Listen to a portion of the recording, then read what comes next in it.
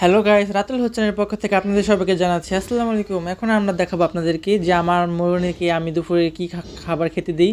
তো দেখতেই পাচ্ছেন মরুনি কীভাবে খাবারের জন্য পাগল হয়ে রয়েছে। তো দেখেন, ভাতের মার আর দুটো ভাত দিতে হয়, না হলে আবার খায় না। মরুনির আবার একটা নকশা আছে কি, যে ওই আমার হাতে খায়, আমার হাত না লাগালেই খাবেই না। তো দেখতেই পাচ্ছেন হাতে কীভাবে খাইতেছে, মানে সে খাবারের মগ্ন, মানে তার প্রচণ্ড খিদে পেয়েছে। আর এইদিকে মরুনির মেয়ে, মরুনির ছেলে জানি কী চাবাচ্ছে, আল্লাহ জানে ওরা কী খেতেছে। ওরা বলতেছে আমি খাবো না, আমার পেট ভরা। তো যাক, না খা, মরুনিকেই আমি খাওয়াতেছি।